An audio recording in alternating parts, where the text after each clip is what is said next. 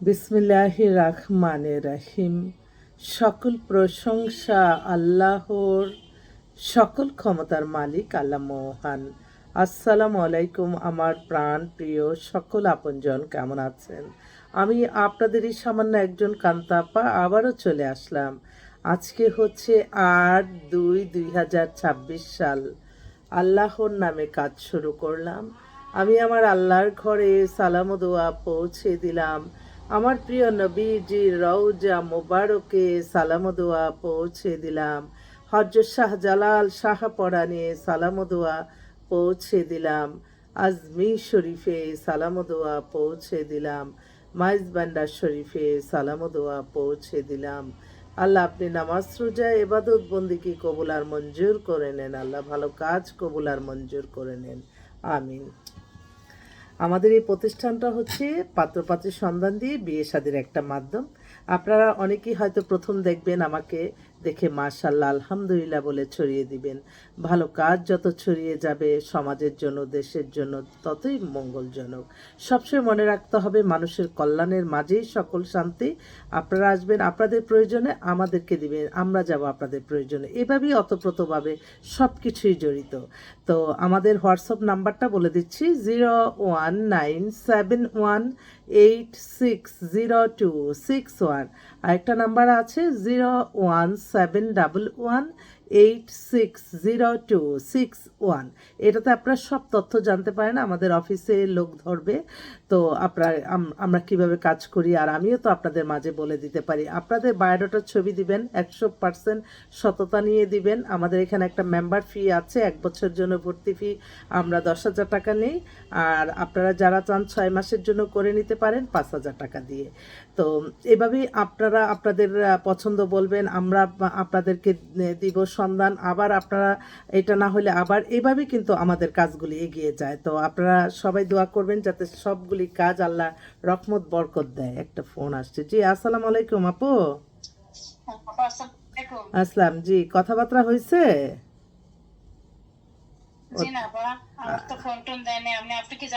হ্যাঁ হ্যাঁ আমি জানাইছি, ওনারা আজকে কথা বলবে। কালকে ওদের বাসার সবার দাওয়াত ছিল, সবার সাথে কথা বলছে, আজকে কথা বলবে ইনশাল্লাহ। হ্যাঁ আমি একটু ভিডিও করতেছি, পরে কথা বলি। ওকে ওকে ইনশাল্লাহ এটা হয়ে যাবে ইনশাল্লাহ। ওকে আলহামদুলিল্লাহ।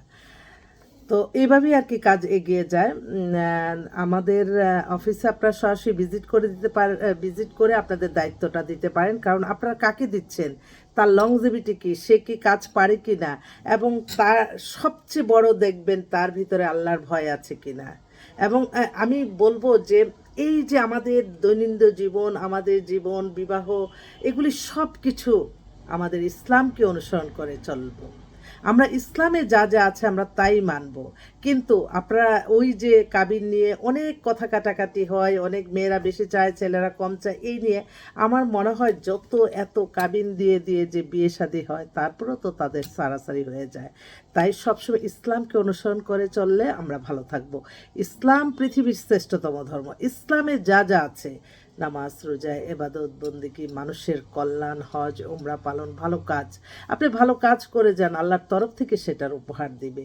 আমি তো সবসময় এই যে আর কয়েকদিন, আজকে 8 তারিখ 12 তারিখে আমাদের জাতীয় নির্বাচন, সারাক্ষণ আল্লাহর কাছে বলি, আল্লাহ যার দ্বারা মানুষের কল্যাণ হবে, যার দ্বারা একটা মানুষ কোনো ক্ষতিগ্রস্ত হবে না, আল্লাহ তাকেই আপনি ক্ষমতা দান করুন।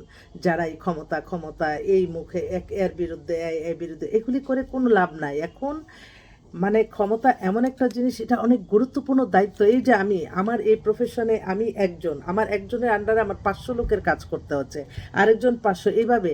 কিন্তু আপনি যখন এত রাষ্ট্র পরিচালনা, তখন তো পুরো বাংলাদেশের কাজ করতে হবে। তাই সেই মেন্টালিটি আপনি ফিট আছেন কিনা, আপনার কাজের উদ্যাপনা আছে কিনা, আপনি আল্লাহকে ভয় করেন কিনা। যে আল্লাহকে ভয় করবে সে কখনো ক্ষমতালোভী হবে না। কারণ আল্লাহ ক্ষমতা দিয়েছে, একটা সেকেন্ডের মধ্যে আল্লাহ নিয়ে যেতে পারে। আমি যখন দেখবো আমি আপনাদেরকে কাজ করতে পারছি না, আমি কিন্তু কখনই আর ভিডিও কলেও আসবো না, আপনাদেরকে আমন্ত্রণও জানাবো না, আহ্বানও করবো না। কারণ আমার দ্বারা একটা মানুষের কল্যাণ হবে না। না জেনেও আমি আপনাদের কাছ থেকে সদস্য করবো নিজের ভোগ বিলাসিতার জন্য। আল্লাহ যাতে এরকম হারাম না খাওয়ায়। তবে আমার অনেক সময় আমি আরেকটা কথা, আমি শুধু না, কারোর জন্য যদি আপনারা কোনো উপকৃত হন, তার জন্য দোয়া করবেন। অর্থ দিনই পারেন, কিন্তু মন থেকে দোয়া করবেন। কিন্তু আমি জানি না, আমি অনেক কষ্ট করি এক একটা কাজ হওয়ার জন্য।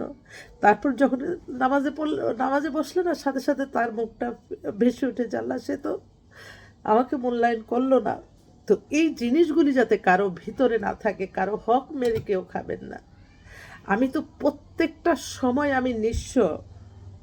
আমি এখন অফিসে যাব, আমি নিঃস্ব। আল্লাহর তরফ থেকে কোথা থেকে কি আসবে আল্লাহ ছাড়া কেউ জানে না। রাত্রে আমি বলবো, আমি জানি রাত 9টা 10টা 11টা পর্যন্ত আমার স্টাফদের আমি আমি আমি আল্লাহর তরফ থেকে সাহায্য চলে আসে। আমি এটার জন্য আমি আল্লাহর কাছে হাজারো লক্ষ কোটি শুকরিয়া আদায় করছি আপনাদের মাধ্যমে। তো সবসময় ভালো কাজ করতে হবে। অনেক ফোন আসতেছে, যাক আমার আল্লাহর জন্য আমি কান্নাকাটি করি। আমার কোনো মানুষের কিছু আমি চাই না, আল্লাহর ফেরেস্তার মাধ্যমে আল্লাহ সাহায্য করে, মানুষের মাধ্যমেই তো আল্লাহ ফেরেস্তার রূপ ধরে আল্লাহ সাহায্য করে, এছাড়া কোনো গতি নাই। আজমির শরীফ খাদিম আল্লাহ। আসসালামু আলাইকুম। আলহামদুলিল্লাহ আলহামদুলিল্লাহ, हमारे সালাম ও দোয়া পৌঁছে দেगा। আলহামদুলিল্লাহ আলহামদুলিল্লাহ, চলে আসেন। ওকে, আমি ভিডিও কলে আছি। আজমির শরীফের সালাম দোয়া পৌঁছেছে। ও, আপনাদের একটা সবার দোয়া নেই। আচ্ছা, আমি এখন একটা খুব ইমার্জেন্সি ভাবে একটা কথা বলবো। এই ফ্যামিলির সম্পর্কে যদি আমাকে বলে যে আমি একদম ওদের বাসায় গেছি, ছেলে বিবিএ এমবিএ নর্থ সাউথ থেকে, এবং সে ব্যাংকে জব করতেছে, 5 ফিট 10 লম্বা, স্বাস্থ্য টাস্থ্য একটু ভালো, হ্যান্ডসাম ছেলে, বাবা মার একমাত্র সন্তান। মা বাবা দুজনই সরকারি চাকরি করতো। গ্রিন রোডে ওদের নিজস্ব ফ্ল্যাট আছে, ছেলেদের আরও কয়েক জায়গায় ফ্ল্যাট আছে, বাড়িও আছে, বাড়ি করবে। ওয়েল এস্টাবলিশ একটা ছেলে, কিন্তু ওই মা একটু অসুস্থ, বাবাও অসুস্থ, জরুরি ভিত্তিতে বিয়ে করবে। তো আমার কোনো বোনদের চোখে যদি পড়ে যে ছেলেটা ব্যাংকার, চাকরিজীবী, ঢাকায় সেটেল, ঢাকাতেই সব কিছু, তাদের একমাত্র সন্তান, ওই আপা আবার সব রেডি করে রাখছে।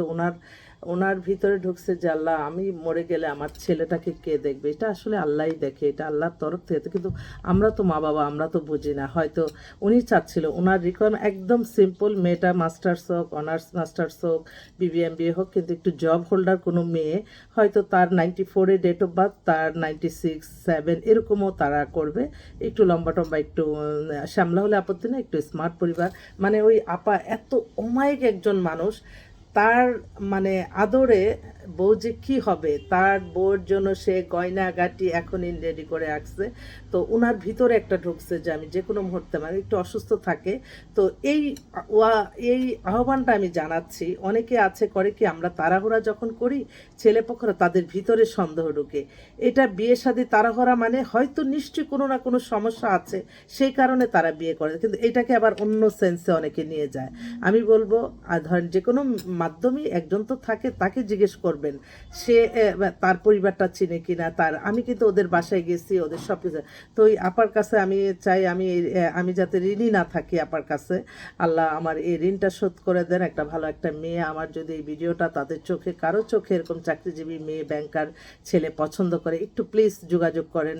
আমি তার কাছ থেকে ঋণ মুক্ত হতে চাচ্ছি। আল্লাহ কবুল করার মালিক, আল্লাহ আপনি কবুল আর মঞ্জুর করে নেন।